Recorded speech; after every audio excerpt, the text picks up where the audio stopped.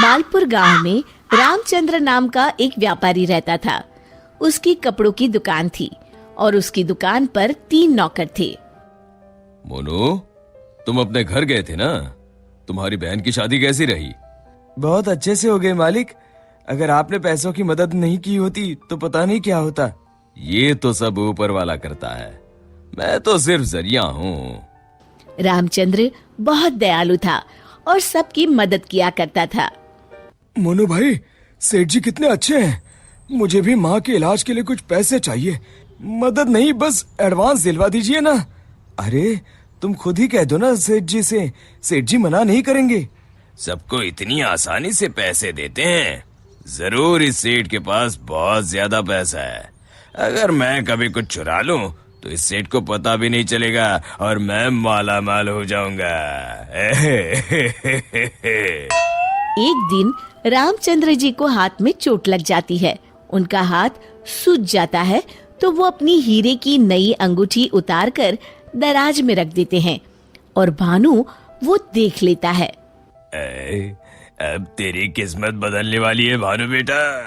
अगर ये हीरे की अंगूठी तेरे हाथ लग गई ना तो ये लहंगा चोली के चक्कर में नहीं पड़ना पड़ेगा।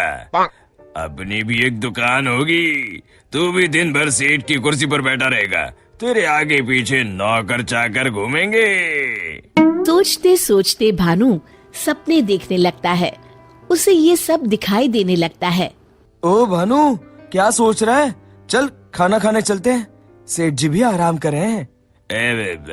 तुम लोग जाओ यार, मेरा मन नहीं है। क्यों? तेरी तबीयत तो ठीक है ना? हाँ भाई, मेरी तबीयत एकदम दुरुस्त है, बस कुछ करने का मन नहीं है। चल ठीक है, हम खाना खा के आते हैं। जैसे ही लोग बाहर जाते हैं, भानु मौका देखकर अंगूठी निकाल लेता है।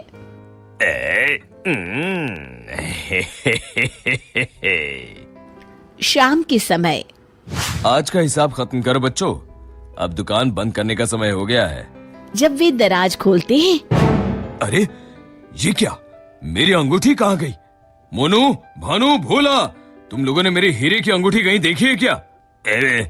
कौन सी अंगूठी मालिक? क्या हुआ मालिक? अब कुछ नहीं, अब कल सुबह मिलते हैं। रामचंद्र रात भर सोचते रहते हैं। अगली सुबह आज दुकान को दुल्हन की तरह सजाओ, हर आने जाने वाले का मुंह मीठा करवाओ, आज बड़ी खुशी का दिन है। ऐसी क्या बात है सेठ जी?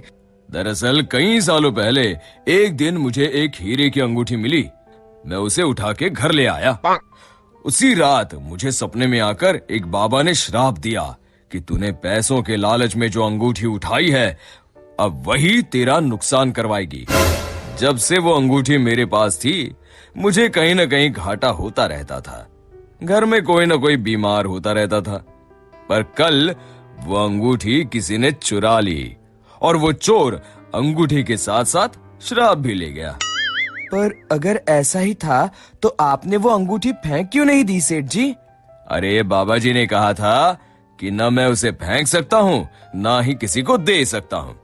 बस मुझे इंतजार करना है कि कोई स्वेच्छा से वो अंगूठी मुझसे ले ले। तो क्या आपका श्राप मुझे मेरा मतलब उस चोर को लग जाएगा? बिल्कुल।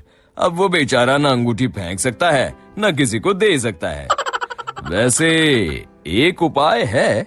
क्या उपाय सेठ जी?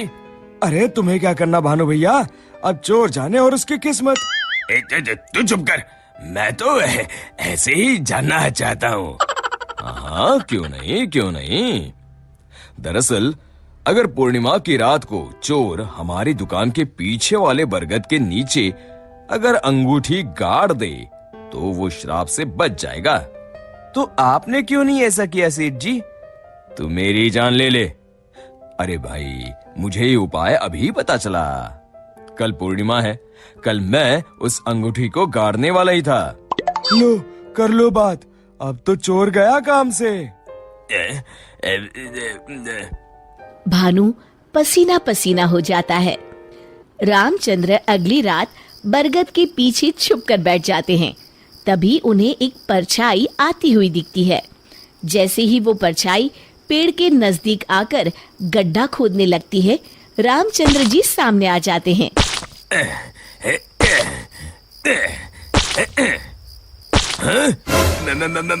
मर गए रे। मुझे माफ कर दीजिए सेठ जी। क्यों, क्या सोचने लगा भानु? माफ कीजिए, मैं हाथ जोड़ता हूँ, आपके पैर पकड़ता हूँ, मुझे माफ कर दीजिए। मुझे इस शराब से मुक्ति चाहिए। ये क्या अगड़म बगड़म बोल रहा है? शराब से मुक्ति चाहिए तो प्रायश्चित कर और कसम खा, आज के बाद कभी चोरी नहीं करूंगा।